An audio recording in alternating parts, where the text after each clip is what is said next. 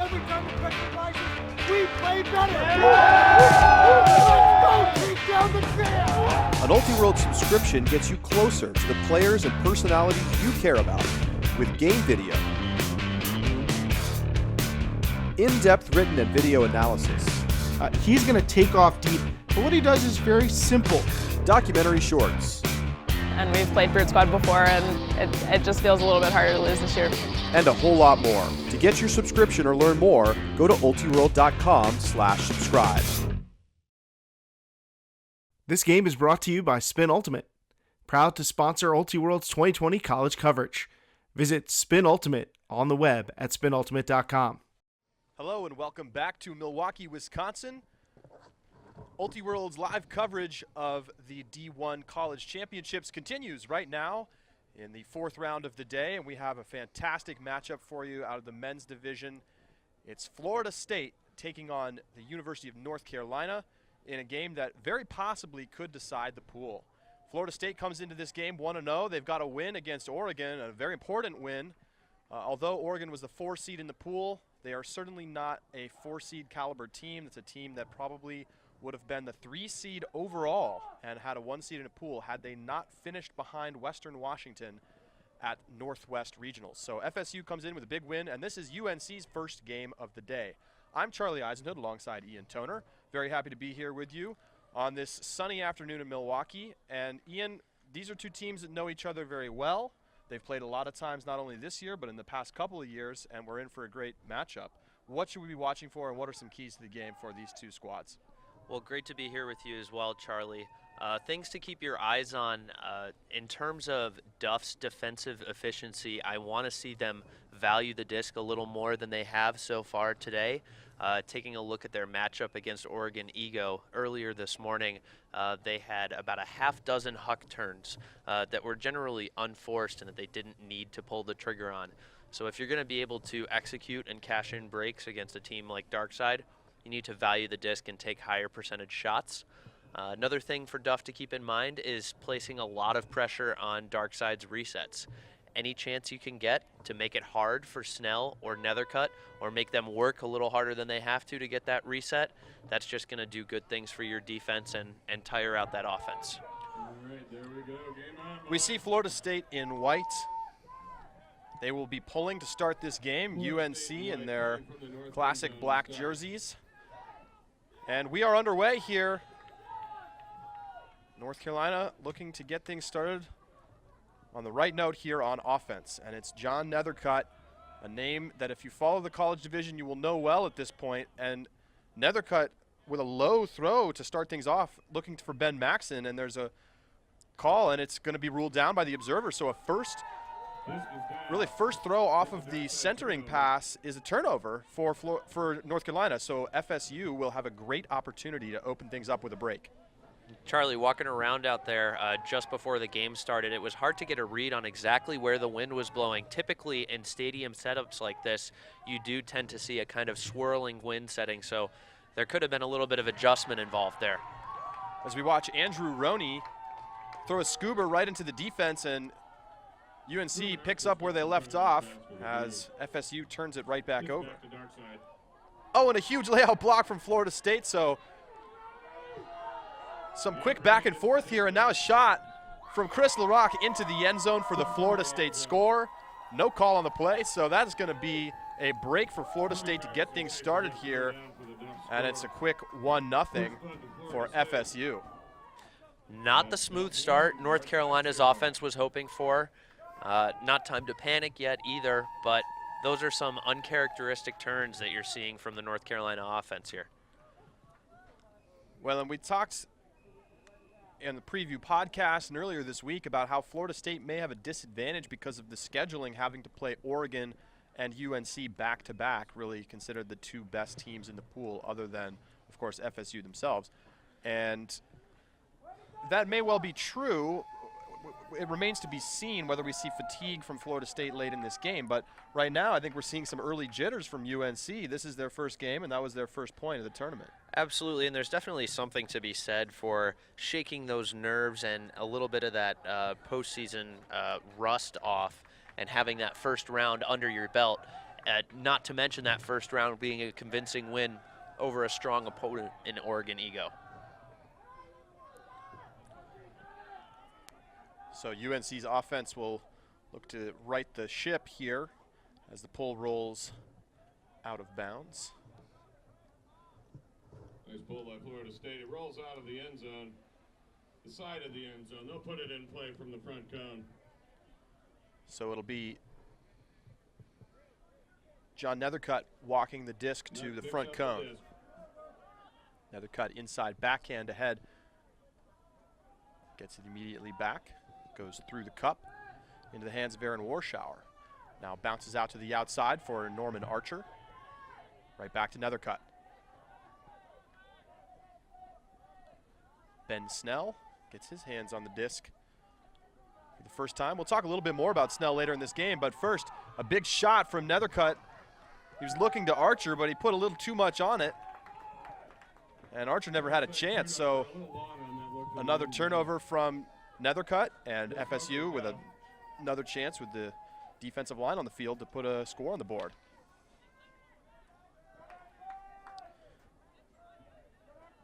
FSU checks it in.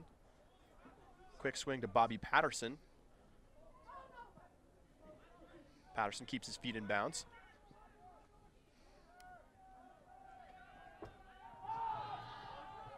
Big shot deep here, but nobody home except UNC defenders. So FSU gives it back on the huck, something that we saw from them quite a bit in their game against Oregon.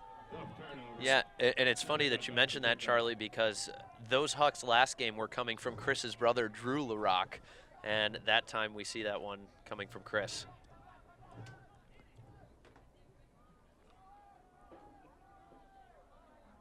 Nethercutt holding for UNC. Beautiful inside backhand. Gets it over to Jimmy Zura.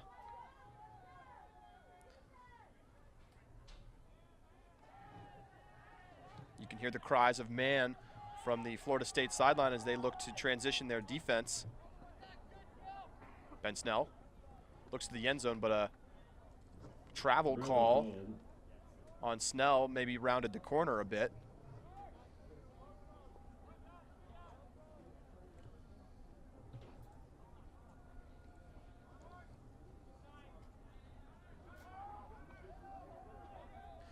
Connor Holcomb playing tight dump defense there on John Nethercutt.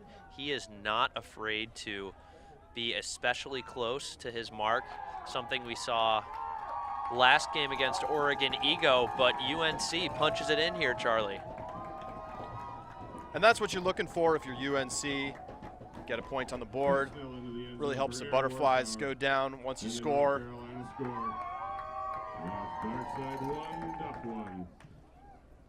So UNC, you can see their towel squad out there. That's been a fixture of this year's UNC team. They've had a lot of players on their sideline that haven't necessarily been able to get a lot of playing time because they're rookies or they're still in development. So they were trying to figure out what can we get these guys to do. So they've made them into the towel squad. So they are basically tasked with being the hype crew on the sideline. Hey, and anyone who's been a part of a, powerful, energetic team knows that pumping in energy from the sidelines is really an underrated aspect of team development and team chemistry. It's really easy to feel your energy levels drip after a mistake or a break or something like that. But when you're able to turn to that fresh source of energy and that relentlessly positive group of teammates, it's a great source of pride and strength for those players to draw on. Ben Snell with the big pull for UNC. It's their first time. The defense is on the field for Darkside, and it's also the first time, of course, that we're going to see this FSU offense. See Chris LaRock picking up. And you're going to hear a lot of Chris LaRock's name. He has been outstanding not just this season, but already at this tournament. He had 10 assists and a pair of goals against Oregon this morning. And you don't see lines that dominant from players almost ever at this tournament. And that shows you just how good he was. Florida State works it over to the sideline. It's Wade Voss now back to the hands of Connor Holcomb. And a foul call on the mark as There may have been some contact there as J.D. Hastings tried to get a block on the play, and it's ruled quickly a foul by the observer. So possession will remain with Florida State. Charlie, I think that was the correct call. I know it was close, but it did look like the disc was still in the receiver's hands when the contact was made with the disc. In the thrower's hands, excuse me. Andrew Roney throws a little bit too far out in front there, but a nice play. Keep possession for Florida State. Work it to the sideline, back to Roney. Good reset defense here from UNC. Roney's going to have to look to the back of the end zone. He's got a man, and Florida State's got a goal. Second goal of the game for Chris LaRocque. Getting involved early and often in the offense. As you said, Charlie, coming off that 10-assist, 2-goal performance, he's going to figure prominently in Florida State's success this game. And interesting to see him downfield for much of that point.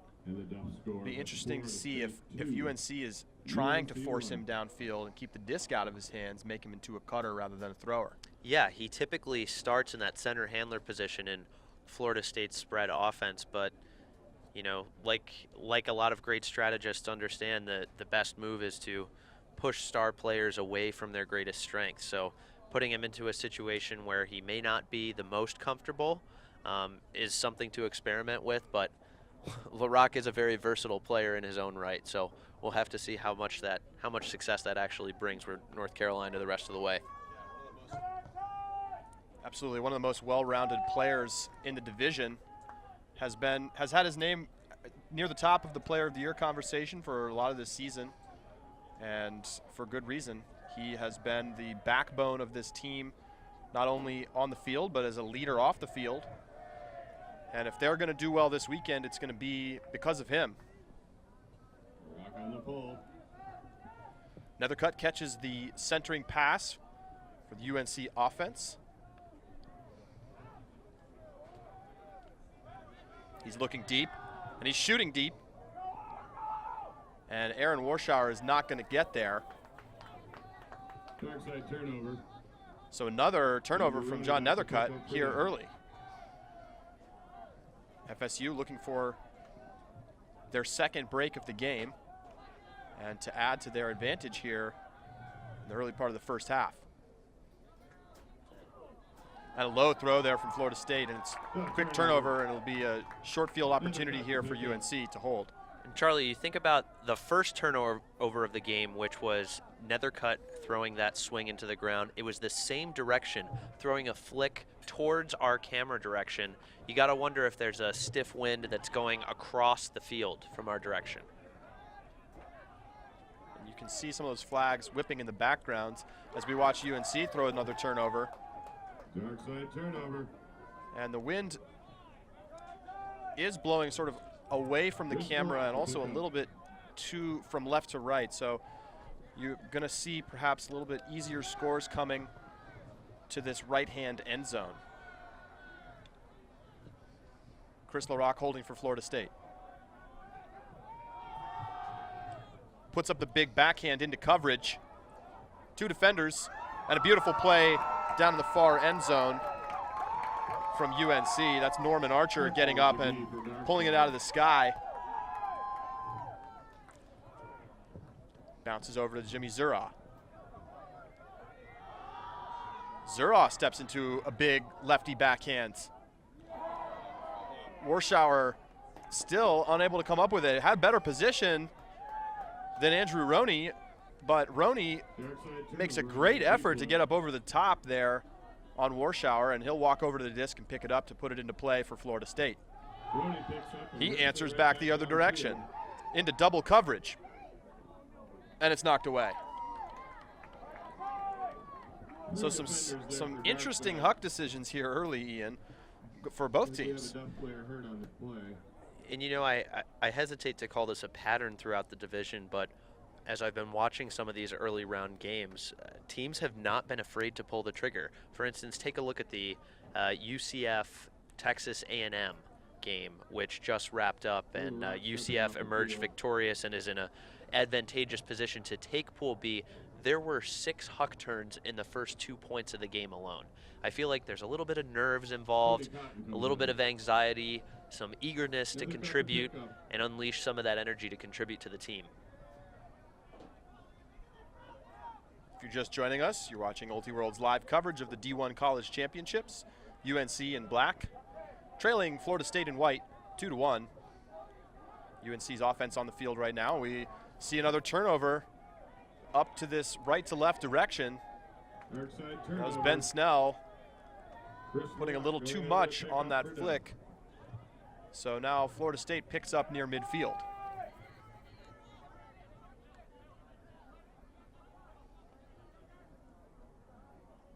Inside backhand into the hands of Cody Cotton. Now LaRock.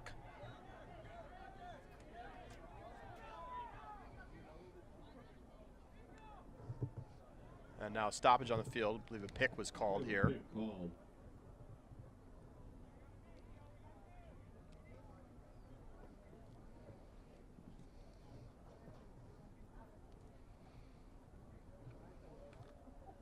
So the ruling from the observer is that it was indeed a pick. So Jimmy Zura will catch up the distance. The disc will advance. Tap back into play. Florida State working their way into the red zone. And now we've got a timeout on the field. Florida State will look to set up a play here and try to punch in their second break of the half. Sideline from us. Chris LaRock with the disc. He takes the timeout. That's their first time out of the first half. And I like that call by Florida State. You know, granted, both teams are getting multiple chances at the disc, but this is a chance to catch your breath, kind of dial in your focus, figure out exactly what's going to work for you here. Things do look a little helter-skelter in these first few points, so getting that early, larger break advantage could be a huge difference maker here in this first half. Ultiworld's live coverage today is brought to you by Boone Technical Clothing. Boone Technical Clothing is changing the game by their top-level performance clothing at a value price point. So a little bit of a nervy start here for UNC, and haven't really seen a lot of effective offensive flow from the team to start. And they've had open cutters at times, but they haven't been able to connect with them. Kind of looking a little bit, sometimes hesitating in the wrong spot and sometimes throwing a little too quickly, perhaps. Yeah, I think there's just a general lack of comfort, and I think there's a little bit of familiarization with the wind and conditions that needs to take place for these throwers to really get comfortable and start connecting. So it'll be Chris LaRock with the disc here for Florida State, looking to convert this red zone possession. Ben Snell on the mark. It's a good height matchup for LaRock. And the scoober from LaRock is tipped at the point of the throw. Nice defense from UNC. They basically ran a small cup to put pressure on that, and so they get the disc back and they work it into the hands of Nethercutt.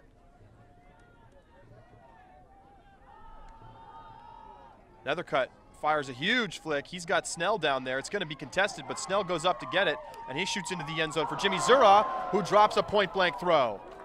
Jimmy Zura, with the easy score, must have looked away from it as he drops it in the end zone and gives the disc back to Florida State. Chris LaRock picks up. Florida State back to work. A huge opportunity for them here. Bobby Patterson shoots up the sideline. Comes ahead Jason Holleran. Dished back to LaRock. And now call on the field.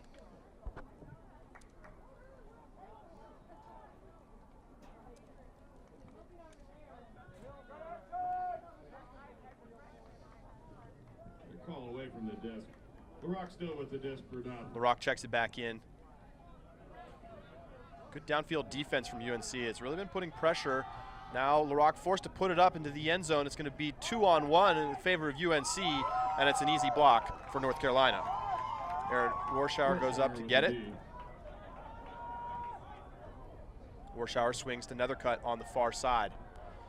You can see Nutt taking a step back with that right foot, just ready to uncork that flick, but he's not finding the right separation or options downfield. They've been aggressive looking to the deep space here early in the game. Ben Snell leaked out on the last possession, but then Jimmy Zura unable to finish the point.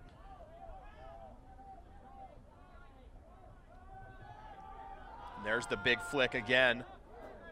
Snell down there again. LaRock in coverage, and Snell goes up to get it, and he's calling a strip here, saying that it was knocked away by LaRock as he brought it down. Ball goes up high on the play.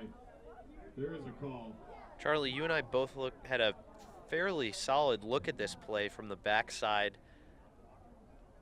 It's interesting to see LaRock not contest that foul. Thought it seemed like a clean grab and then a drop, but apparently there was some contact that we weren't aware of. What it looked like is as he came down, it just fell out of his hand once he made some contact with LaRock, but it wasn't initiated by LaRock. Either way, it's back with UNC. Snell goes into the end zone, and it's a score for UNC. So a hold after a lot of turnovers, and we're all tied up here 2-2 early in the first half. UNC 2, Florida State 2. So that's been Snell's second assist of the game so far, and it's great to see him back here contributing, especially after last season. He was on such a tear. His team still advanced to the national championship game. He was unable to contribute after tearing his ACL late last spring. And it's been a story of their season this year, too. He has really been unable to contribute at a high level for most of this year. And he played at points during the regular season, but was clearly never 100%. And it gummed up the UNC offense not to have his ability to not only stretch the field deep, as we've seen so far in this game, but also be a pressure release valve for John Nethercutt in the backfield.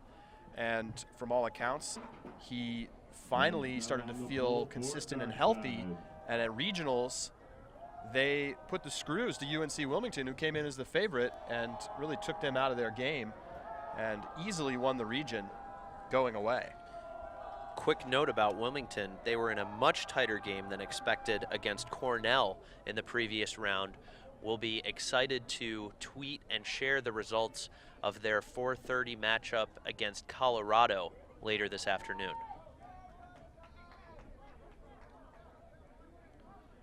Should be a fantastic game as well. Florida State working their way up the field here against the UNC defense into a straight man now. Big layout from UNC. It's Nathan Kwan. Nearly got a block, but Florida State works through it. It gets swung across to Zach Wernick. Wernick looking to the reset. Nice reset defense. Another opportunity for UNC, but can't come up with the block. Brian Phillips holding here. Roney gets it into the end zone, and we may have a pick call here. Nope, it's a score. Chris LaRock with another goal for Florida State.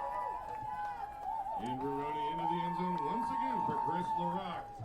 And is that his third straight goal? Has he opened with all three? We'll be able to confirm that in a second, Charlie. One other note is that's a throw that's really coming into vogue in both the college and club divisions, if it isn't already. That nice soft IO flick with the high release to the very short distance front of the stack. It's incredibly difficult to defend. If you overcommit on the mark, then you expose yourself to the around break. If you over pursue when you are that defender guarding the receiver, then you expose yourself to an easier foreside cut. It's just a really lethal throw that some great throwers are starting to master in both divisions.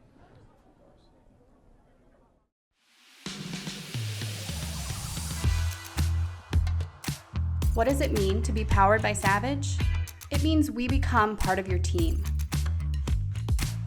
From the moment you're paired with one of our sales reps who will guide you through the ordering process, to working with a designated member of our design team to bring your vision to life.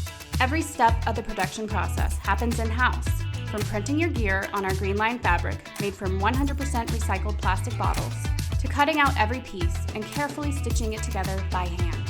Wherever you are, however you play, we've got your back. That's what it means to be powered by Savage. And the throwing prowess of top handlers in general has continued to go up. We've seen more and more creativity with throws, and it seems like every year someone is coming up with a new way of making a throw dangerous. I mean, we've seen throwers like Matt Bennett using low release lefty, high release lefty, offhand backhands, and you name it. Players are coming up with more and more ways to take advantage of seams in the defense. UNC offense, back to work. It's Nethercutt. Swings it over. Looking to Ben Maxon, and Maxon drops it. So a short field here. Chris LaRock puts up the hammer, and there's nobody around except his receiver. And it's an easy score for Florida State as they take their biggest lead of the game here, 4-2. And another unforced error from UNC leads to an easy score from Florida State.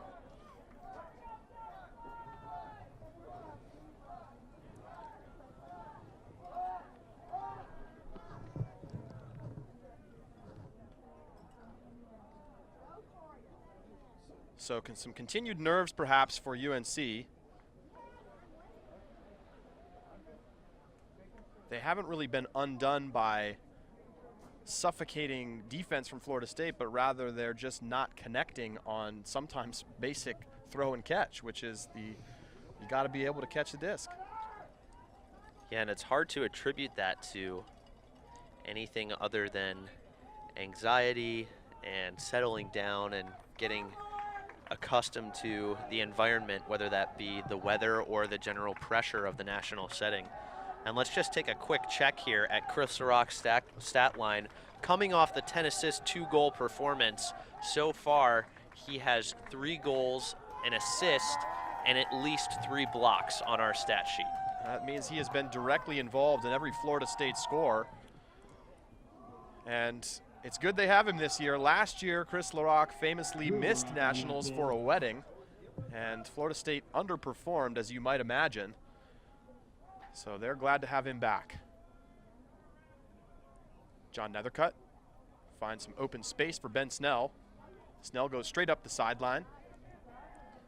Norman Archer moves it through to Jimmy Zura, and Zura has his second brutal drop of the game. Florida State immediately attacking deep. They've got a man all alone, but a little too much on the huck, and that is a huge break for UNC after another unforced error. My goodness. This has been a surprisingly sloppy game so far. Not the level of play we were expecting to see from 2 top 10 seeds who have visions of semifinals or finals in their dreams.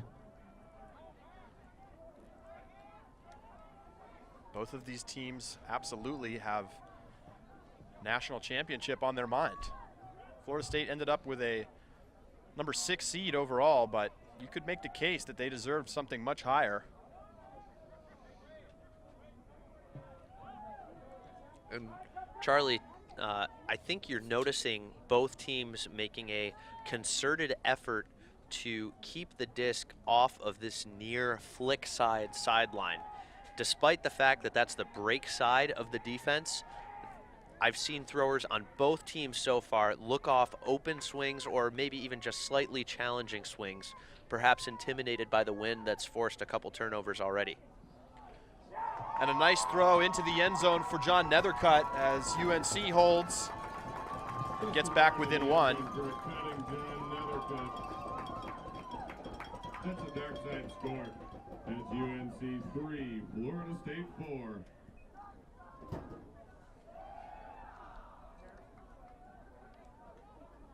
So we're seeing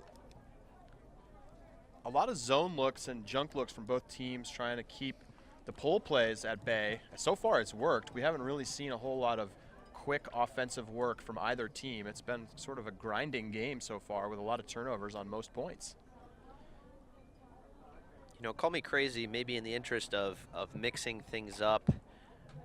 If I'm Florida State, I wouldn't mind just throwing a standard man look out there and pushing some of those North Carolina cutters deep. I understand you've got John Nethercutt, who's going to be anchoring those throws, and that you're taking a big risk there, but we haven't seen a lot of success or accuracy or confidence in these deep throws. So for the sake of varying up your looks, I think you could afford to take a gamble, go with a straight man look, push someone out, see what happens for a point or two. Yeah, sitting on the unders might be a strategy that could pay off. I think UNC's probably only about 25-30% on their huck look so far. Here's a pull from the UNC defense. John Nethercutt crossing over, Ben Snell crossing over. They're looking for a break right now. This comes ahead to Chris Larocque. Puts up the backhand, looking over the top of Ben Snell, who's playing the deep. And that goes over everybody's head, and I wonder if we're going to have a foul call here. Roney with just an unfortunate read. I think he was a little bit intimidated by Snell's deep presence. He thought he was going to have to attack it a little earlier than necessary, but at the same time, I did notice a gust of wind kind of picking up that throw, and a fantastic block by Connor Holcomb.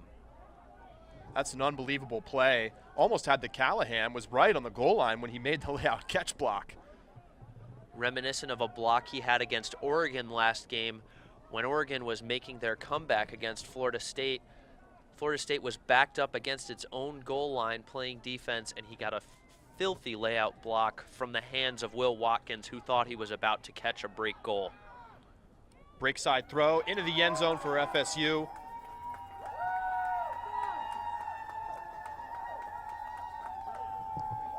So they get the hold after the turnover, thanks to the huge layout block.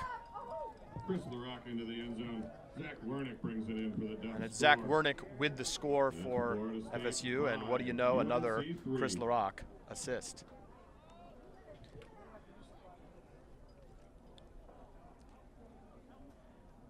And that kind of defense from FSU is commonplace relative particularly to the rest of the division. I mean, they have a team culture of laying out to get the block, and no team gets as many as Florida State. And I think focus and motivation and execution like that starts at the top. You take a look at their head coach, Peter Vanderbilt, alumnus of the University of Virginia Night Train program, and he was a strong defender in his own right back in the day. Well, and there's a fantastic story on ultiworld.com about how Peter Vanderbilt helped turn this program around. This was a bottom feeder regionals team just a few years ago. And he came on as a coach. He was actually there as a grad student. He got hurt, couldn't play, so he started coaching. And then the following fall, Chris Larocque enrolled as a freshman, joined the team.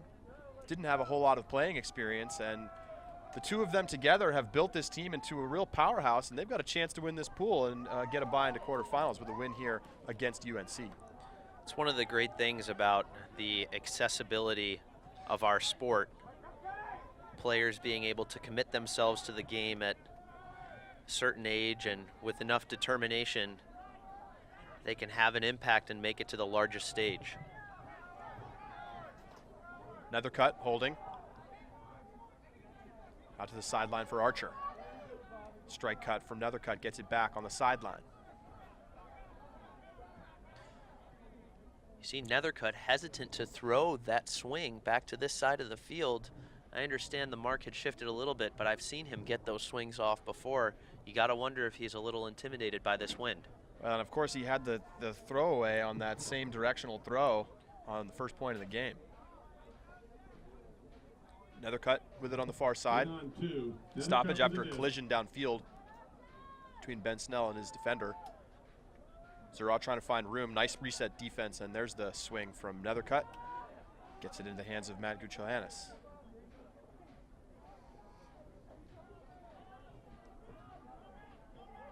Guchohannes looking for Nethercutt. And Nethercutt into the end zone. Effective use of the strike cut there from John Nethercutt. And they're back within one. Matt Duco had us into the end zone for John Nethercutt in the dark side score. That's UNC 4, Florida State 5. And as you pointed out, Charlie, the Towel squad out in full force after that goal. Well, now we need to see something from UNC's defense. No breaks yet in the game for them. And they haven't really had that many opportunities yet, but FSU's offense has, for the most part, worked it pretty easily. I've definitely been impressed with their patience. I think something like a general force middle with some lane poaches might force Florida State to break the mark a little bit more than they have so far this game. Perhaps something that they could try out, but Mike DeNardis is a great strategist, is a great strategic mind. I'm sure he's got some ideas to try and disrupt Florida State's offensive flow.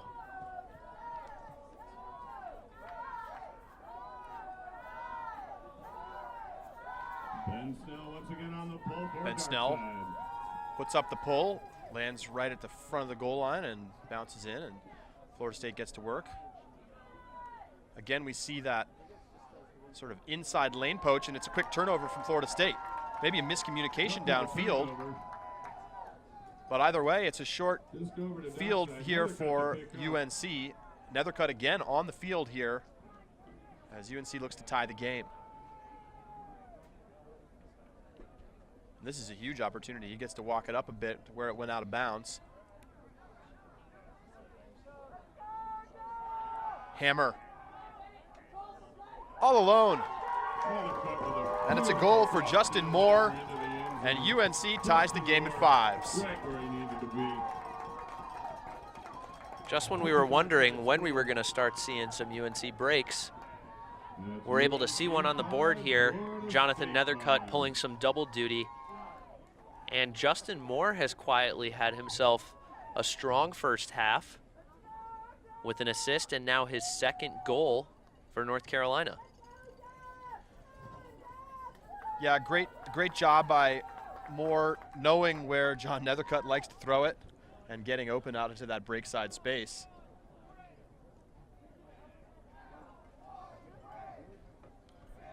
And we're all tied up here. Florida State does have still a 1 break advantage in this game. They will receive to start the second half.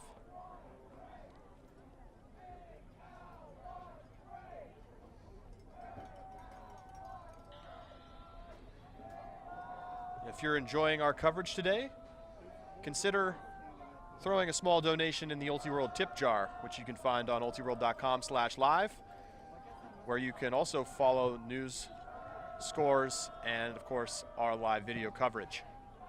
If you click the tip jar button right there on ultiworld.com/live, you can donate in any amount. Anything is appreciated. Here's the pull from Ben Snell. Towering pull, using the wind to his advantage, and it lands just out of bounds. So this will be a brick. Chris LaRock will pick up and bring it to the brick mark. Field of play. That's a brick. Chris LaRock to put it in play from the brick mark. You're going to see a pretty obvious lane poach right off the start. They don't want LaRock ripping deep on the first throw.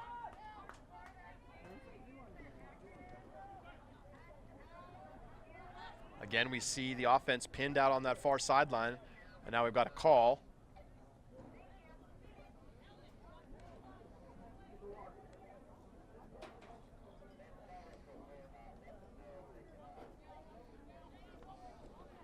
And you see UNC's J.D. Hastings, who's only 5'5", back there covering against Brian Phillips, who's 6'3".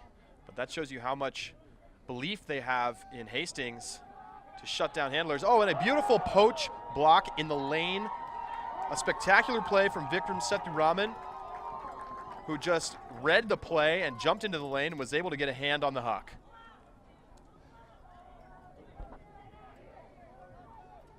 So Ben Snell will pick up. It's the speedster handlers back there with him, Hastings and Quan. You see a lot of space, and it looks like they're going to try and set up a dominator with a 3-man handler weave to move up the field. Snell gets it ahead to Nick McLeod. McLeod right back to Snell. This is a more typical defensive line for UNC. And Quan's throw, the inside flick is knocked away by a layout D from Florida State. That's Andrew Roney's 3rd block so far this game for Florida State. This throw tipped, and it's knocked away, and there's going to be a call. Heard the foul call all the way up here in the booth. And interesting because it looked like it was potentially the Florida State players that D'd each other as they went up to try to pull the disc down out of the air. So hard for observers to adjudicate in these situations with 5 players underneath a disc. There's so much incidental contact.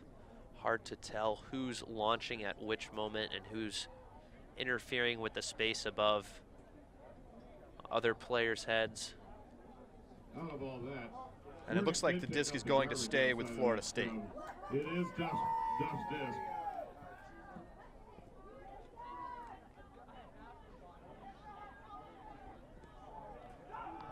Zach Wernick forced to put it up deep with good reset defense and a great grab in the end zone from Florida State.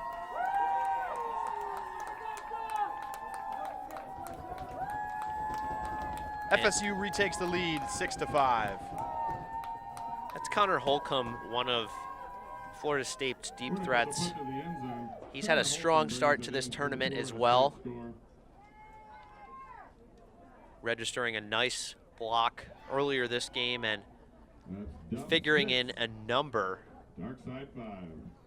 of Florida State's deep conversions in their first round game against Oregon.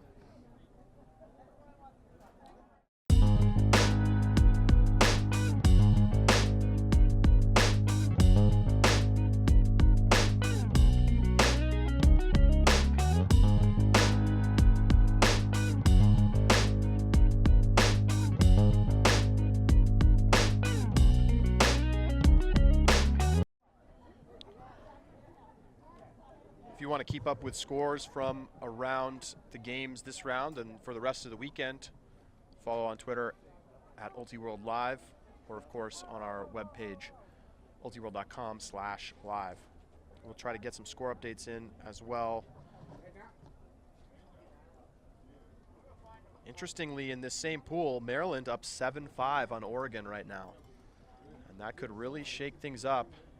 If Oregon loses that game, they will be at very much risk to miss the bracket entirely. And a strong response from Maryland, who actually dropped their first game to Illinois, the Great Lakes champion who no one put a lot of stock into coming into this tournament.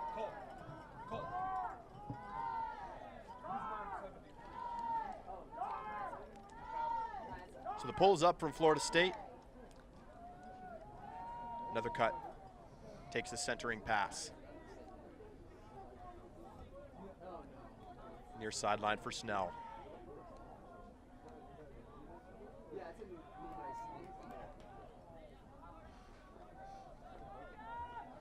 Justin Moore fakes the flick. Now to Zura.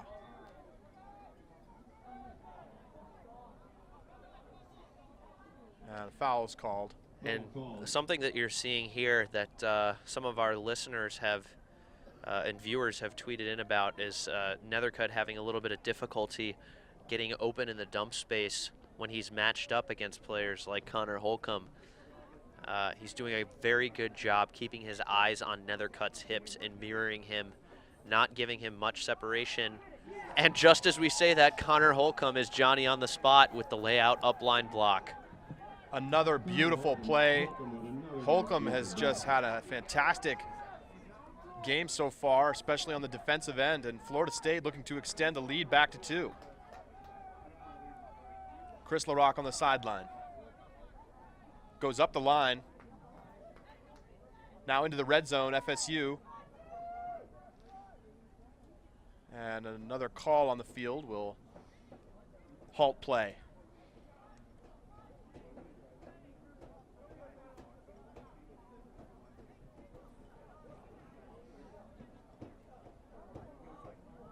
Chris LaRock with the desperate duff. LaRock holding. Inside backhand into the end zone for the FSU score. So Connor Holcomb continuing to make his impact felt with another huge layout block, and it's a 7-5 lead for Florida State.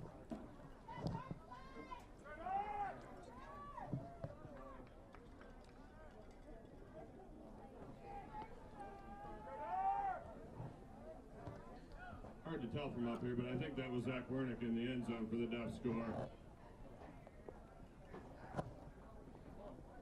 That's Florida State 7, UNC 5. As we take a look at our stat sheet, Chris LaRock continues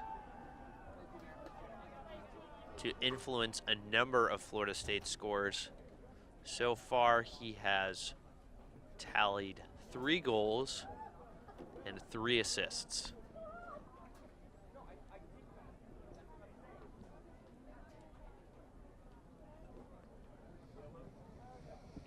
Just an amazing offensive player.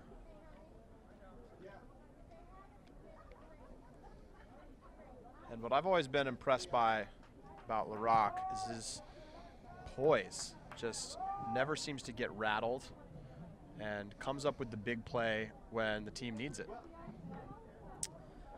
He also has a good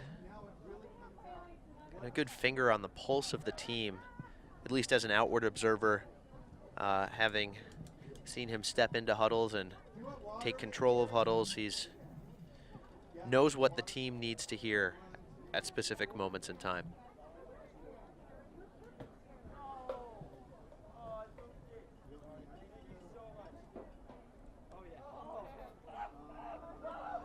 So obviously a huge point here for UNC, trying to avoid going into halftime down 3 with Florida State set to receive to start the second half.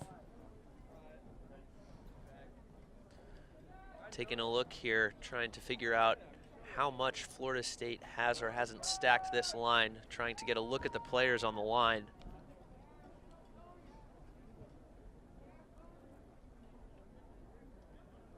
We see Drew LaRock getting set to pull for Florida State.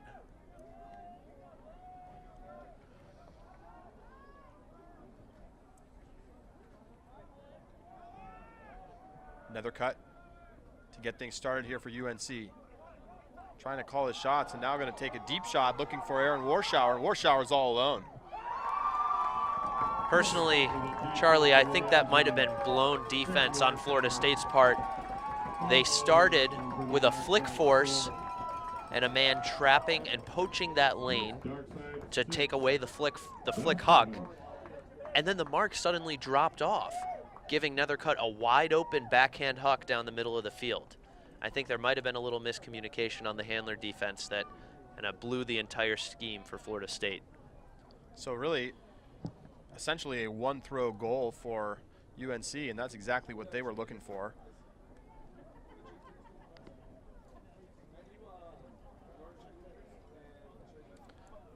And now we'll see if their defense can put another break on the board. So before we head into halftime, Charlie, we'll take a quick look around the division, give our viewers some updates on some other scores in case they don't have Twitter up as well. We've got Wisconsin taking half on Auburn, 8-4. Texas up on Georgia, 8-2, after Georgia put up a surprising fight against first overall seed Pittsburgh, taking them to 15-13. Texas having a great weekend so far. Got the W against Wisconsin earlier today. Here's the pull from Ben Snell. We'll catch you up with some more scores in just a moment.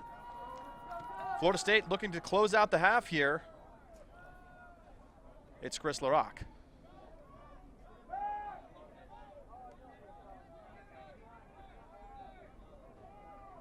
Andrew Roney.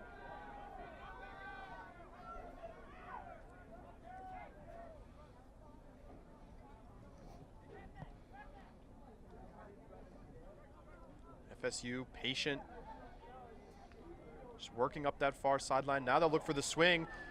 Oh, and they got lucky there. Missed the initial target, but had another receiver trailing into the play, and it was caught by Zach Wernick. Now into the red zone. Chris LaRock, right on the goal line. He'll dump it back. Roney waiting. Now gets it to Brian Phillips. All the way around. You can hear Coach Peter Vanderbert yelling from the sideline, space, give each other space. They don't want too many of those handlers or front of the stack cutters crowding the reset space, and that swing gets blocked, and John Nethercutt has a chance to rip here. So we saw 2 flick resets from FSU pop up, just like this throw just did from John Nethercutt. Florida State got away with the first one, but not the second one, but then UNC just gave it right back. So the turnovers continue to pile up. Phillips gets it all the way over to Connor Holcomb and then to the sideline. Travel called here against Holcomb. And upheld.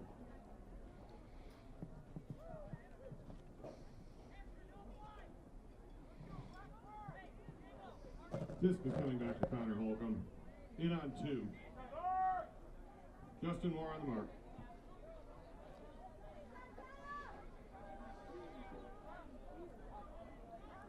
Nice reset pass to Phillips. Comes back to Chris LaRock. Strike cut opportunities continue. There was a little bit of convergence there from 2 cutters, but Florida State hangs on.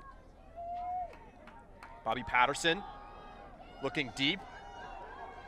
3 cutters back, and it's knocked away by UNC's defense. And we're going to have a foul call down in the end zone. They do have a call in the end zone. And it's wiped away by the observer. Quick call there. No foul. So it'll be UNC disc. Observer confirming that in the end zone. UNC gets the disc back. So it'll be another opportunity here for Darkside to tie up this game. And both Norman Archer and Justin Moore back there to make sure that disc came back to UNC. Nethercutt will bring it to the line.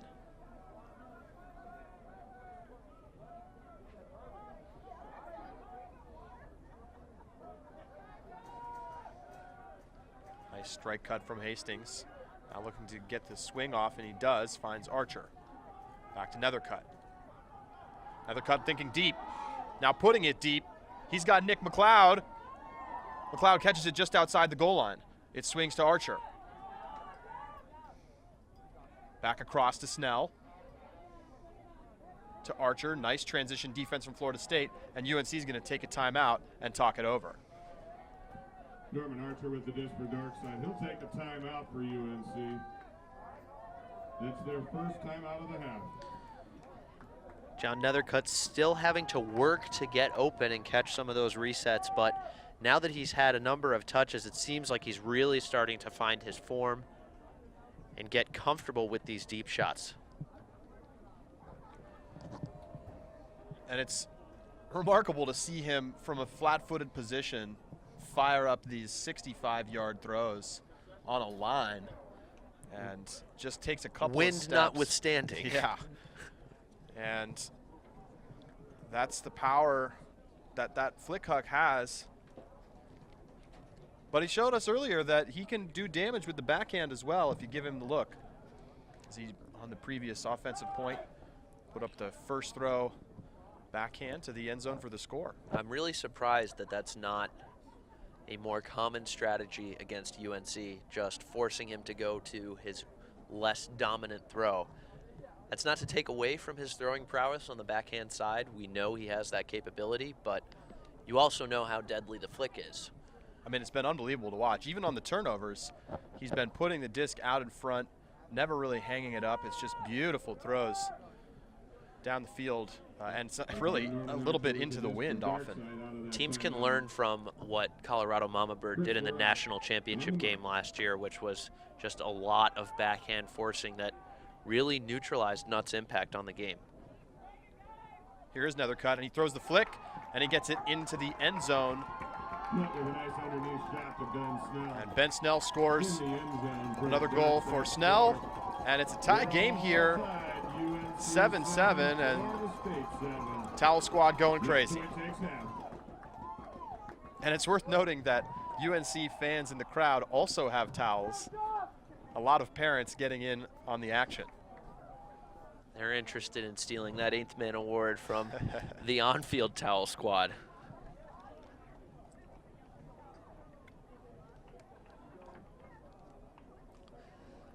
So another cut after that rocky start. Registers his 3rd assist of the half. He also has 2 goals to go with that. And North Carolina is back in a fighting position with a chance to take half.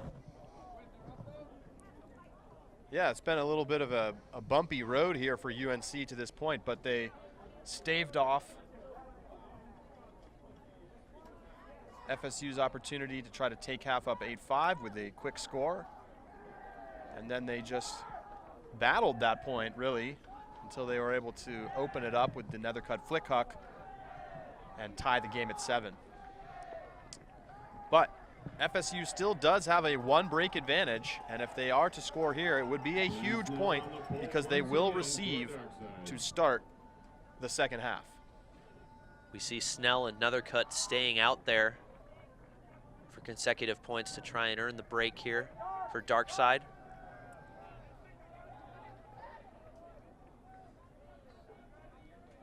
A lot of handlers switching and sagging into the lane from UNC. FSU works it across and up the line.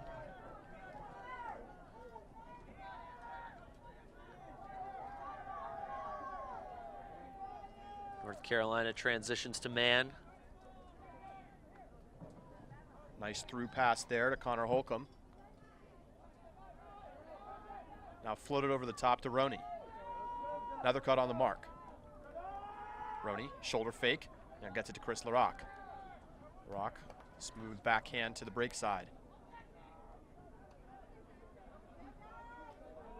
Again, LaRock trying to finish the half.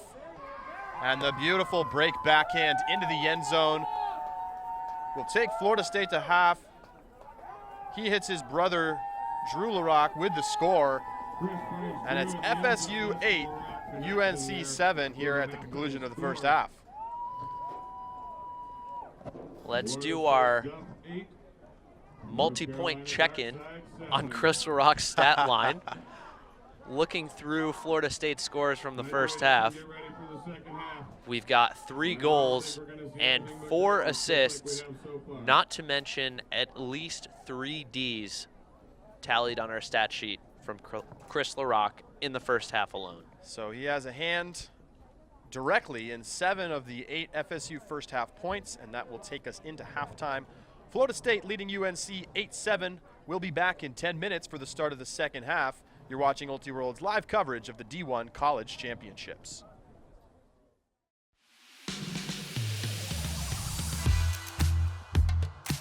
What does it mean to be powered by Savage?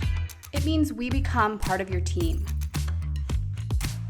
From the moment you're paired with one of our sales reps who will guide you through the ordering process, to working with a designated member of our design team to bring your vision to life. Every step of the production process happens in-house, from printing your gear on our Green Line fabric made from 100% recycled plastic bottles, to cutting out every piece and carefully stitching it together by hand. Wherever you are, however you play, we've got your back. That's what it means to be powered by Savage.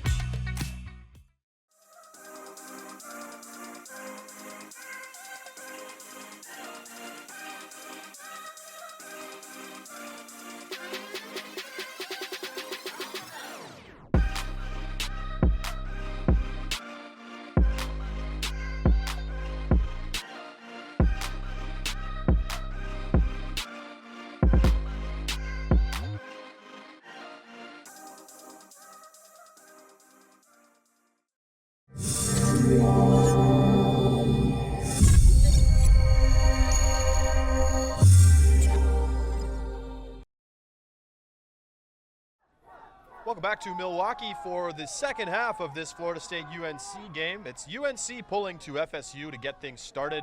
I'm Charlie Eisenhood alongside Ian Toner, and we'll be bringing you today's final round coverage here from Milwaukee on the live stream. So FSU breaking the zone with a beautiful hammer from the sideline to Bobby Patterson. Patterson dishes it back.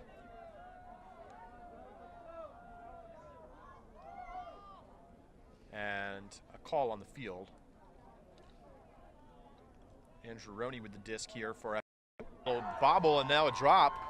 So Brian Phillips just unable to reel that one in, and so it's a half-field turnover here. UNC with a chance to tie it up to start the second half on the right foot.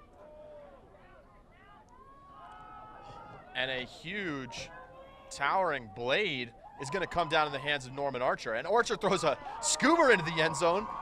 What a gutsy throw from Norman Archer into the hands of Tim McAllister as UNC ties it at 8. Not gonna lie, I'm sure that is not the way Dennis Cerasi or Mike DeNardis drew that hold up. Excuse me, that break conversion up. But sometimes when you got athletes like Norman Archer, that's how you're gonna get it done. Well, I'm not sure what the crazier throw was, the big blading flick hook or the scuba almost immediately upon the catch from Norman Archer. But either way, it results in a UNC break, and we're all tied up here. That's a big point to come out of half and avoid going down by 2. Florida State had the chance at the cheaters break there. And Archer gets rewarded for that great grab, even though his end zone eyes may have been a little more ambitious than his coaches would have liked.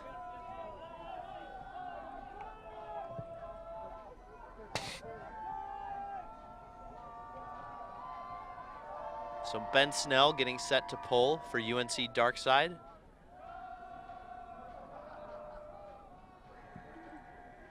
And Charlie, we're a far cry away from that rocky start that UNC had. Going down a few breaks early with some uncharacteristic turf turnovers. Now we find ourselves tied at 8. Yeah, I mean, UNC's lucky to be tied up right now, to be perfectly honest. They had a lot of mistakes early. A couple of very painful drops and some turfs. I mean, John Nethercutt threw a turnover on basically his first throw of the game. So to be tied up here to start the second half, that's a great spot for UNC to be in. They have to feel fortunate about being where they are. FSU's offense, we have a player down on the field here. May have just been a collision. Contact away from the disc.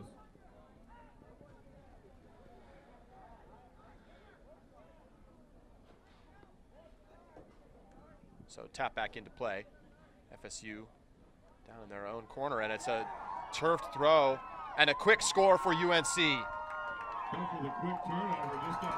Just like that, UNC takes the lead. Nick McLeod with the score, and the Towel squad is going crazy. Quick 2 points there from Darkside to take the lead. That's UNC 9. Florida State. We were talking about it at halftime, Ian. Can UNC's defense start to make a push? And boy, they didn't take much time at all.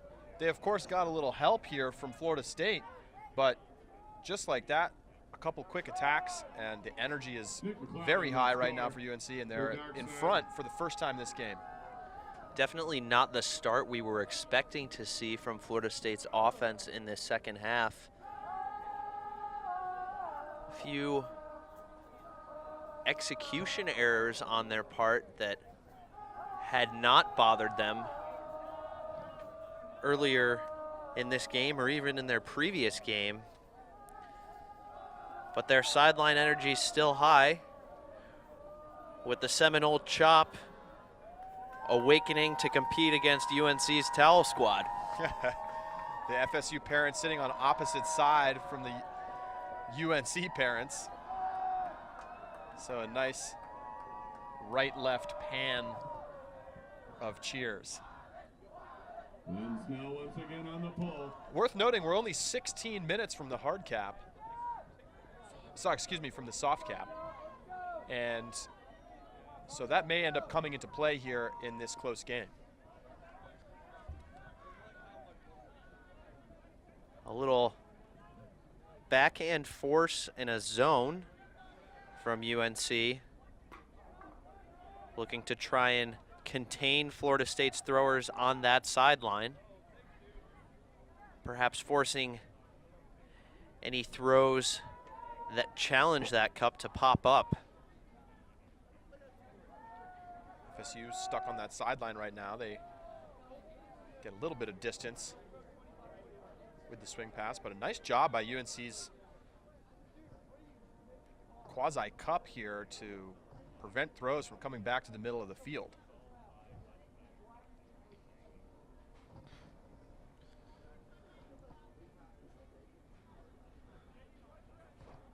So stoppage, foul called, and now we're checked back into play. Florida State's handlers and poppers not doing a lot to force North Carolina's zone to respect that area just behind the break side of that cup. And of course, just as I say that, North Carolina transitions into man. Phillips with it. Steps into a backhand, and it's behind the intended receiver, and it's another turnover from Florida State. Disc bounces to the near sideline for Archer. He gets into the hands of Nethercutt, who's out there to try to extend the lead, but it bounces in and out of the hands of Hastings.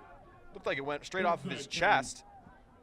Just never squeezed the disc, and so it's right back to FSU. A costly mistake. Oh, and a great possession-saving grab out on the far side for Florida State. Andrew Roney keeping things going. Now they go up the sideline, and a big collision downfield as a couple of players converged on the same spot trying to make the play, and it looks like the Florida State player who's down got the worst of it. Always a tough spot. You've got that handler coming out, and you have that downfield defender who's peeling off of his assignment, sees the player coming out of the backfield. The unstoppable force and the immovable object going to meet the hypotenuse of that triangle. And often you never even see the player in that situation because your eyes are on the disc, and that creates pretty heavy collisions. Brian Phillips got the worst of that collision out there. He'll step off the field. So Brian Phillips will take an injury here, and FSU will check it back into play. Strike cut shut down nicely by Justin Moore from UNC. Now they get it back to the middle. Roney. You can see the wind preventing the smooth movement of that high release backhand as the disc goes from the far sideline to our near sideline here. Roney with the disc for Dove. In on 3, Justin Moore on the mark. Roney holding here. It's checked back in by Justin Moore. Roney. Going to the around, not quite into the end zone. Holcomb holding. Right on the goal line. Oh, and Roney just can't handle it. A little high release backhand from Holcomb looking for Roney on the dump was right there. Oh, and a big foul on the mark there. This, I wonder if we'll see a TMF. As Foul called. Nethercutt was fouled as he was stepping into that flick huck potentially. But don't see a card coming up from the observers, maybe a verbal warning.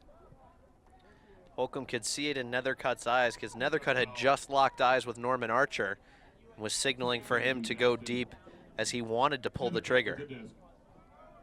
Snell stretches deep, but Nethercutt opts for the breakthrough. Archer back to Nethercutt. Nethercutt just waiting for somebody to get open deep. Comes instead underneath to Justin Moore, now to Snell, and back around to Archer.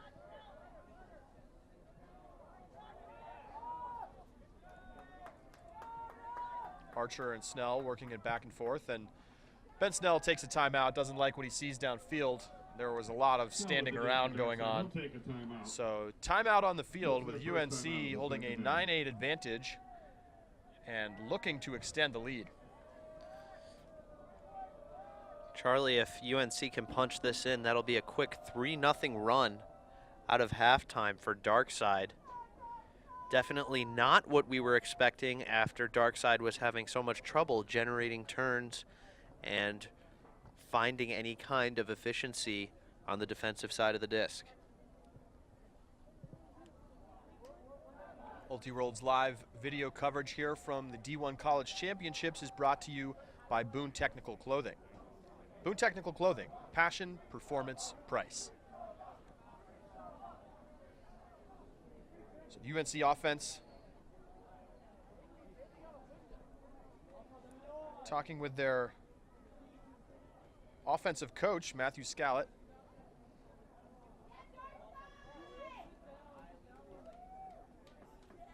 And you see Ben Snell and John Nethercutt in the backfield getting ready to start this possession. Florida State's defenders will take their positions.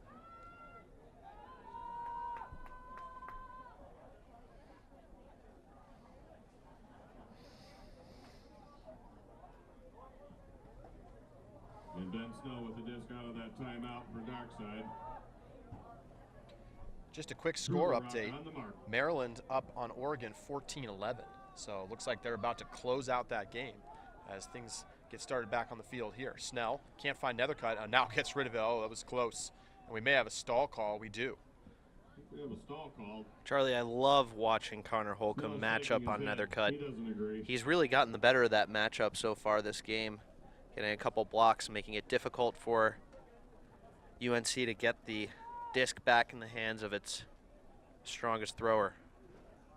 The observer overrules the stall call, so it will remain with No stall. John Nethercutt with the here. disc. Holcomb on the mark. Nethercutt fakes a flick, now looks backhand, and he'll go to that side for Archer. Archer out into space for Nethercutt, unmarked, fires a flick into the end zone, looking for Snell. Oh my goodness, what a grab! Ben Snell, full extension, reaches out and somehow against the odds pulls it down. I think it's safe to say he's healthy and back at 100%, wouldn't you, Charlie? My goodness, the explosion that he had off of that leg Great grab, Ben. shows you just how far he's come. 10-8 UNC. Darkside 10, Duff 8. So moments ago, Florida State looked to be in control of this game with a chance to get a cheater's break and go up 9-7, and before we know it, North Carolina has rattled off 3 consecutive breaks, and they have a 10-8 lead, and dare I say they have the momentum. And there's nothing like a play like that to get your sideline fired up. That was unbelievable. A really strong IO shot from Nethercutt. And I think what you have to take note of is that Connor Holcomb fell down and John Nethercutt was unmarked on that throw. Absolutely. So he was able to put it where he wanted to. And maybe if you asked him about it, he would say he put it a little bit too far out in front, but Ben Snell might say, nah, I had it the whole time. Exactly. If Holcomb's on his feet, and you got to wonder if that was the turf or his cleat given out or what, but if Holcomb's on his feet, A, I don't know if that reset even gets off because he's forcing Nethercutt upfield, and B, let's say Nethercutt does get the disc, I don't think he has that wide open IO lane to rip it into. Absolutely not. So a big play from Ben Snell puts UNC up 2. And FSU still has not scratched the end zone here in the second half. And we're now just 6 minutes, just over 6 minutes from the soft cap. So Charlie, we've seen a fair amount of zone here from North Carolina in this second half with some backhand cup action. Be interesting to see if we get any more of that and if they change the force at all to account for the wind direction here.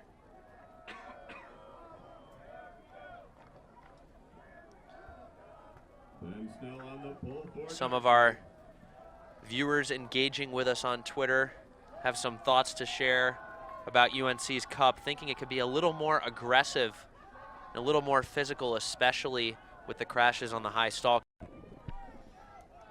After a very tough start to this second half. Big layout.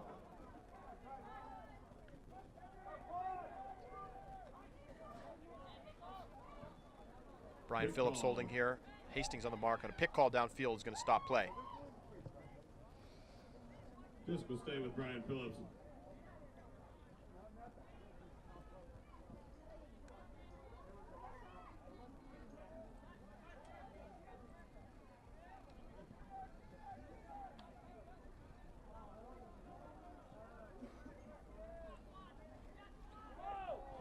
A nice cut out on the outside from Connor Holcomb. Stays with it against a nice pressure defense from Nathan Kwan. Now big around. Comes to Andrew Roney. Roney bounces it back to Chris Larock.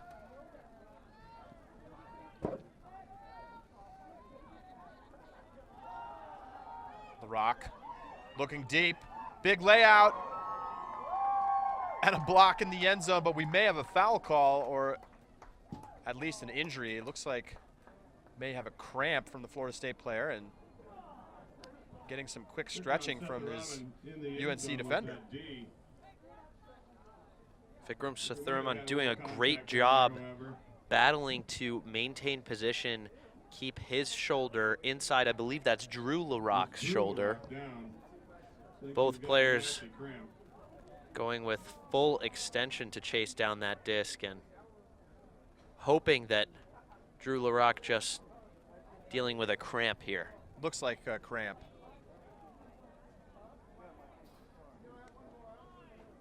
So ultimately it's another turnover for Florida State and a big chance for UNC to really put a hold on this game. Just back over to dark side here. Nethercutt picks up. John Nethercutt will bring it to the line.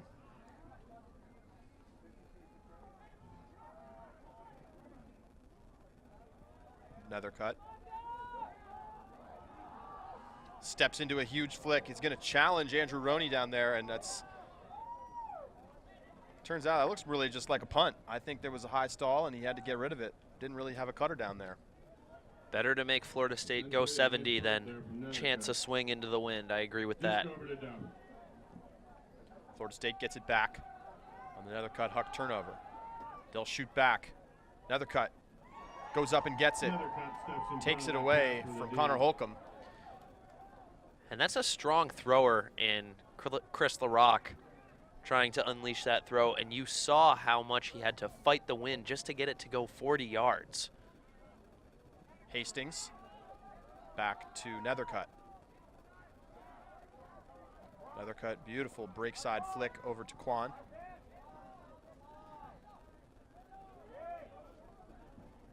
Hastings. And the disc, who's really found his confidence and is able to anchor the offense.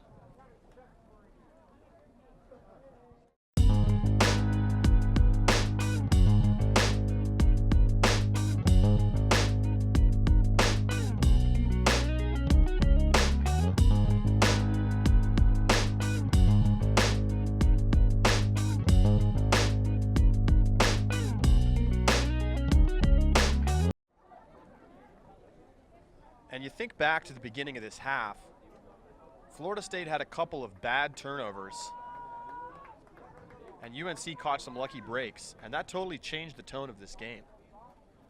Yeah, it's hard to say that, you know, North Carolina really clawed the disc out of the hands of Florida State. It's really been the story that you were talking about when we started the half was UNC has to feel lucky that they were in that game, within a point and perhaps tied at 8. And they kind of have to feel lucky that they've gotten these break chances. Granted, all credit due to them because they've gone through and executed and converted since then on this 4-0 run. But their defense hasn't been particularly overwhelming. The pull from Ben Snell. We see Snell and Nethercutt out there again. maybe trying to look to put this game away. We're now just 30 seconds from the soft cap, so it will go on likely during this point. Chris LaRock with it. And here's this zone forcing backhand. And note the mark out on the far side. And a beautiful hammer, and it's dropped. What a perfect hammer, but Liam Rawson can't pull it down. So it will again be UNC disc. And there's the soft cap horn. So this game, once the point is over, will add 2 to UNC's score, and that will be the point that we play to. Another cut, inside flick.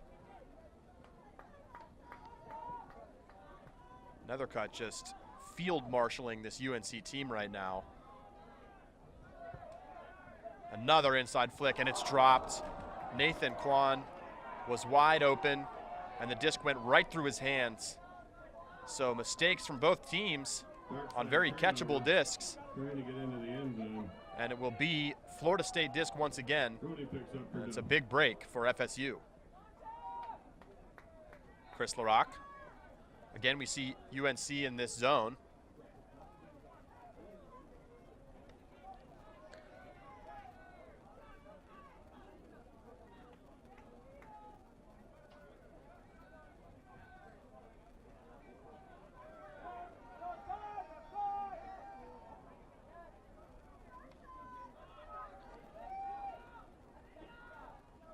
Stoppage of play here as Chris LaRock gets fouled on the mark.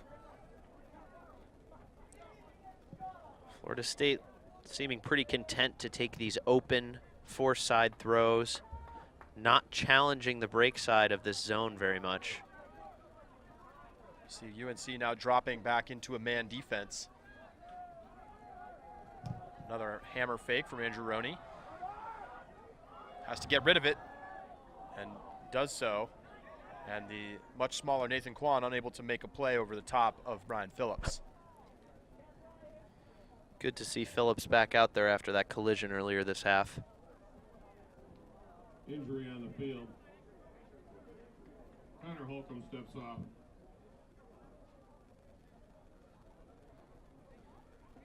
Connor Holcomb takes an injury. UNC also makes a substitution. Bring in Jimmy Zuroff for Justin Moore.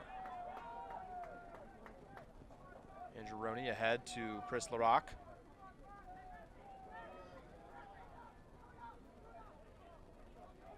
Very good reset defense there from UNC, and they may have forced a turn.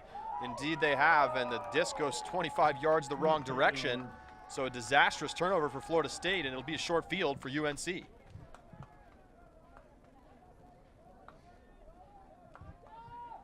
Another cut, picks it up.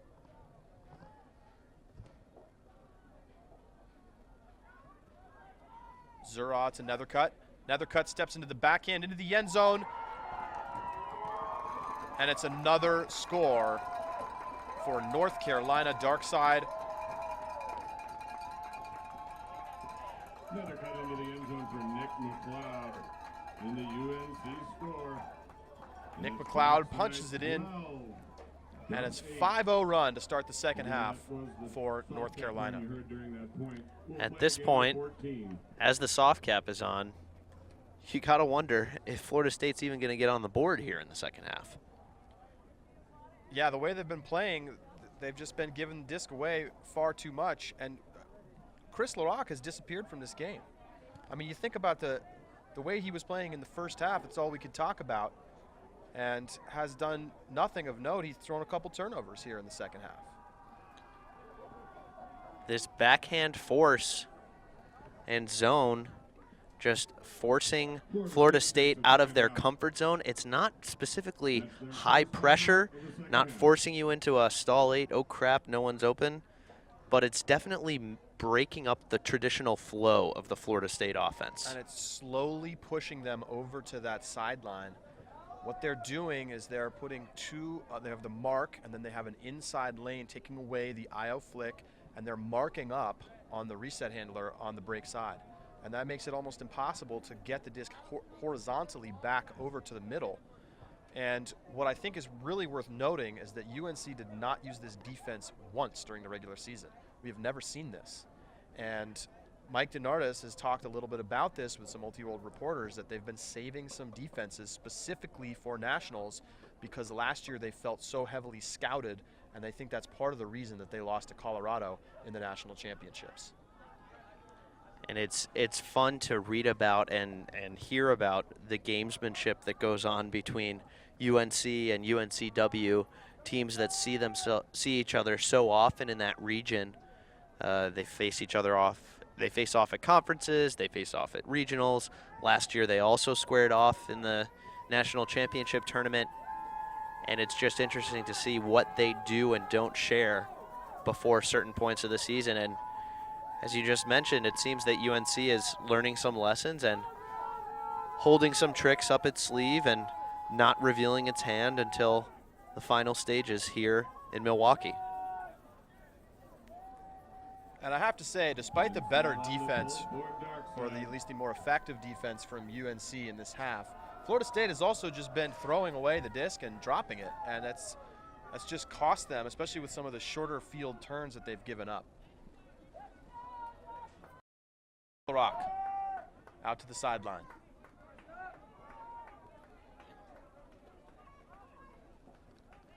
See, that's the key. That throw right there is the one that they have not been executing, and ideally it'd be great to have another one that brings it to this near sideline. But that swing that gets them a little more breathing space for the center of from the center of the field is something that this offense needs against this zone. A lot of standing around for Florida State, and another drop. Right in and out of the hands of the FSU player. Justin Moore over to pick up. Looking into the end zone, and it's a turnover right back. This goes back. So a really big opportunity for UNC to put this game away, and they give it away on one throw. Andrew Roney, FSU starting to get some yardage in transition here. Andrew Roney steps into a backhand. Good chance, but the cutter had stopped his cut a moment before that throw went up, and it meant that he was unable to catch up, so the disc will go back to UNC. That's Kane Nielsen going back to pick up. It's kind of emblematic of Florida State's offense this half, just not on the same page at any point.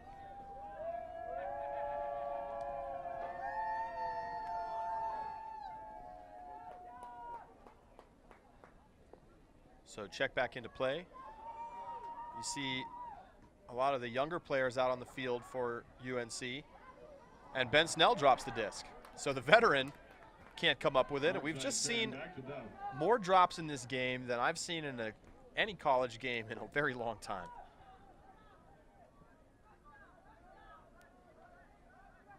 A high-level college game, no less. Big hammer all the way across, and it's dropped. And it's just been that kind of second half for Florida State. That unfortunate turn by Florida State is a very tough turnover. Nielsen over to pick up once again.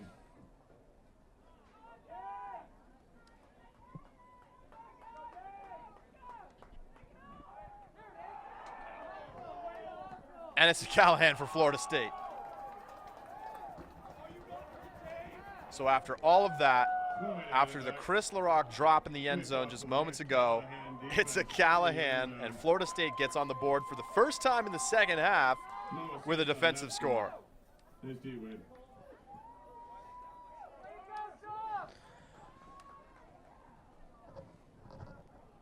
And what is there to say? I mean, that's a crazy point. This Florida State team has not scored on offense in the second half still. Not something that's inspiring confidence for the stretch run that they're going to need if they're really going to make a comeback here.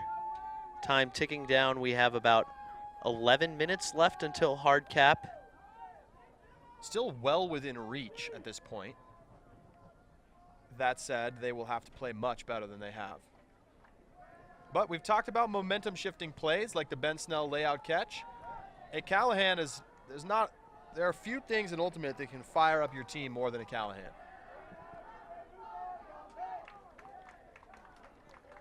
So we'll see if FSU Drew the rock on the ball. can take advantage by getting their defense back out on the field for the first time this half. John Nethercutt swings it over to Ben Maxon.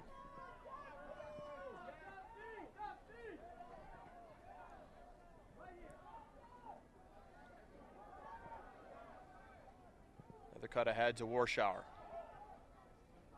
To Norman Archer.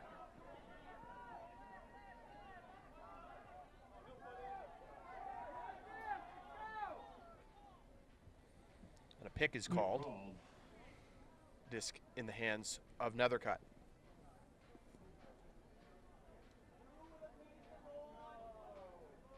We have an injury on the play. Justin Moore steps off the field. Then Snell on for Darkside.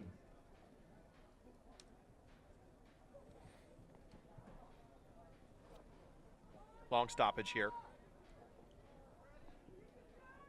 Not in favor of FSU to have these big delays. Nethercutt with the disc.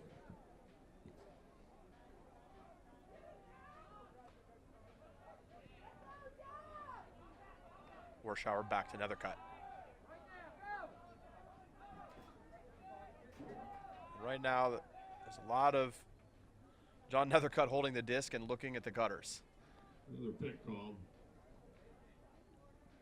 As you pointed out, with the time considerations, UNC can't be too upset with that, as long as they're possessing the disc and eating clock. It's worth noting that Florida State players, as we see a turnover from UNC. So an unforced error gives FSU a chance to close the gap here with 8.5 minutes until the hard cap. And UNC is able to go right into that zone, trapping on the backhand sideline. Still, I'm not seeing the Florida State offense adapt and find other ways to attack that zone from the handler or popper position. Nethercutt going back to pick up. John Nethercutt standing over the disc here, but there may be some sort of call.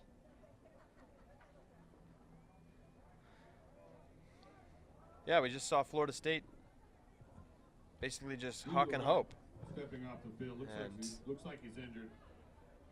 We will have an injury taken here. Drew LaRock walks off the field.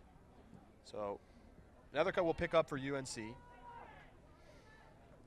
About 7.5 minutes until the hard cap. Really, this has become a must-score point for Florida State.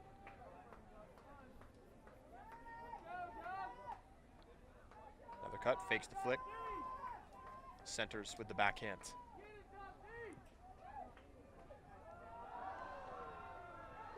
Now a big backhand from Jimmy Zura, and it goes over the head of both Aaron Warschauer and his defender and ends up on the turf. And if I'm Florida State, why do you take that free shot to that backhand sideline? And another drop from Florida State. And they turn it right back over to UNC. So Nethercutt to pick up. A sloppy point here as Nethercutt puts up a big flick. This throw is tipped up into the air, and it's eventually falls to the turf. Nice defense from Florida State. Cody Cotton with that D. And now this time they go over into the space that they have been unable to get to all game. Now they've got a shot up the line, and it goes past the outstretched hands of Cole Freitas. And it looked like it was right there for the taking, and he may just not have been able to squeeze it. Just not sure if that was the right read. Back to UNC. Might have had to take one more step before going up. Get a little closer to get into position. Expect to see a pretty flat mark here from Florida State, but not before a timeout is called. By UNC.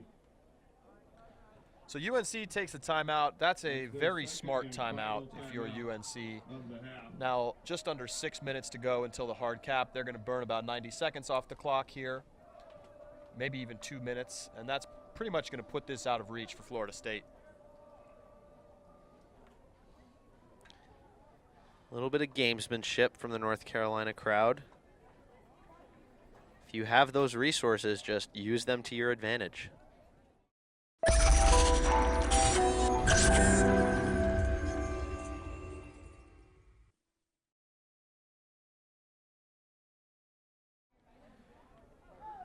You're watching Ultiworld's coverage of the D1 College Championships in Milwaukee, Wisconsin. Thank you for joining us today. This is our final live stream game of the day, but we will be back tomorrow with 4 games starting bright and early, 8:30 a.m. Central Time. So we hope you'll join us for that. We've got 2 women's games and 2 men's games tomorrow. And it should be a lot of fun. And of course, be sure to check in tonight on ultiworld.com. We've got round-by-round recap coverage going up now, and we'll also have a Friday recap up tonight, video highlights, and a catch of the day.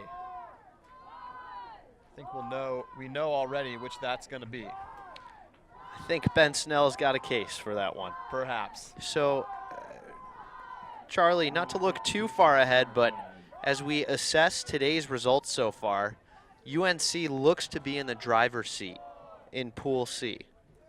Florida State looks like they're also in solid spot, could hold on to the 2nd seed, but Oregon is now looking like they're going to be out of contention to even battle for a pre-quarter spot in Pool C as Nethercutt puts up a deep shot. Jimmy Zuraw's there. And a great grab from Zura. He gets it over to Archer. Now in the red zone, UNC looking to finish it off. And a scuba into the end zone is caught by Ben Snell. And I think there may be a call, maybe Chris LaRock claiming that he caught that disc first. Both players had a hand on the disc. And that's just somewhat of a lazy throw there from Norman Archer. But it's not the first red zone scuba we've seen from Norman Archer this half. Oh, and it looks like this is maybe Florida State disc. Appears like Chris LaRock did have his hand on that disc first. So Chris LaRock got to that first, and that'll be a throwaway Disc over to Florida State. for Norman Archer, and FSU still has glimmer of hope in this game. We're 3 minutes from the hard cap. Bobby Patterson swings it all the way across. Andrew Roney shooting from the high side of the field. Really wishful throw there from Roney. Not a lot of separation from either of those 2 defenders. Wonder if he's starting to feel the pressure of that clock ticking down. Dark side, Nethercutt going over.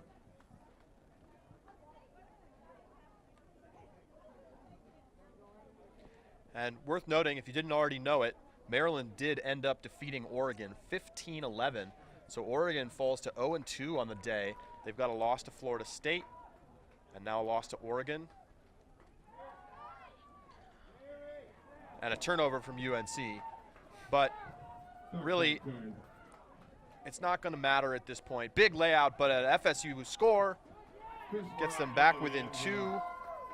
Scotty Moore brings it in for the Unfortunately for Florida State, the clock is going to run out on them here.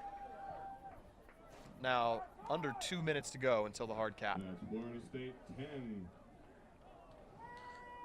If I'm Florida State, now's the time when you're functioning in man defense, now's the time when you start taking those chances, maybe peeling off on a post that you wouldn't normally gamble on, or pulling the trigger on something that you think might be out of your reach. You need to do anything in your power to try and get the disc and cash something in really quickly in the next minute and a half. Yeah, so we'll keep you updated on the time on the clock. Right now it's showing 1:20. And essentially, Florida State must score before the clock hits 0. If they do, they will still have a chance, because the hard cap would go on between the point, which would mean you'd play 1 more point, and if it is then tied, which it would be if Florida State scored a second time, then you would go to double game point. Now, a minute on the clock. This is going to be a critical situation. And what's really interesting is that really UNC doesn't have to do anything other than hold the disc and just not turn it over. So there's the pull. 45 seconds on the clock and an offsides. And probably deliberately, was that committed by UNC? I believe the offsides may have been against UNC. And another smart tactic to drain the clock as we see it down below 30 seconds here. So UNC goes offsides, and the clock is going to run out here on Florida State. Now 10 seconds on the clock. Some might question whether that decision is within keeping with spirit of the game and general codes of sportsmanship. And there's the hard cap horn. That's our hard cap This horn. game is over. They will complete the point, but there is no way for Florida State to win. UNC wins their first game of the college championships, and it's a big one. Big huck from John Nethercutt. He's got Aaron Warschauer all alone. Back of the end zone layout. No. So FSU will bring it to the line. Look to the end zone, just a little too long for Warschauer. This is going to come back to Duff. So now that this game is wrapped up, some more updates from around the division. Texas continues their impressive day, finishing off Georgia 15-10. Wisconsin recovers after its loss to Texas, beating Auburn 15-11. And UNC finishes the game with a score. Matt Guccio-Hannes scores for UNC to make it 13-10. That's your final here in Milwaukee. UNC goes to 1-0. FSU goes to 1-1. And now we really have to look ahead and think about how this pool is going to shake out. Because of Oregon's loss today to Maryland, it's going to be a very long road back. In fact, they're going to need some help if they want to make it into pre-quarters. They will play UNC tomorrow. It'll be streamed.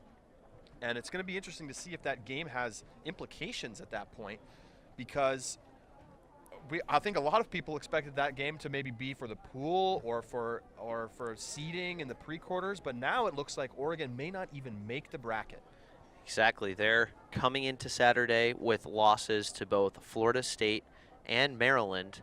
And when you try and sort out what's going on at the bottom of this Pool C, Oregon has a loss to Maryland.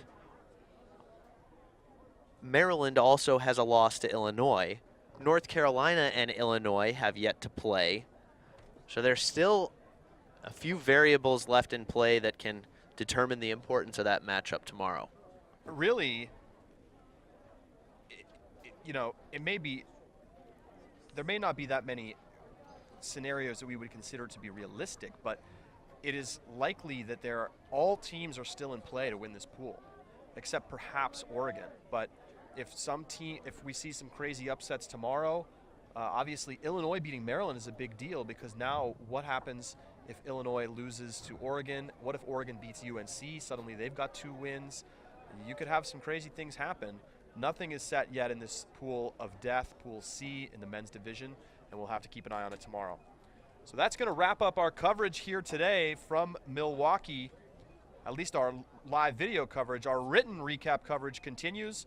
You can follow along with everything on ultiworld.com/live. Again, if you've enjoyed our coverage today, please consider giving a donation to our tip jar. You'll see the button right there on ultiworld.com/live. More round recaps coming up. For Ian Toner, I'm Charlie Eisenhood. Thanks so much. We'll see you tomorrow with more live video coverage here presented by Boone Technical Clothing. Thanks for being with us. Final score, UNC 13, Florida State 10. This game is brought to you by Spin Ultimate, proud to sponsor UltiWorld's 2020 college coverage. Visit Spin Ultimate on the web at spinultimate.com. Every time we press the license, we play better. Let's go, keep down the field. An UltiWorld subscription gets you closer to the players and personalities you care about with game video, in-depth written and video analysis, He's going to take off deep, but what he does is very simple. documentary shorts, and we've played Brute Squad before, and it just feels a little bit harder to lose this year. And a whole lot more. To get your subscription or learn more, go to ultiworld.com/subscribe.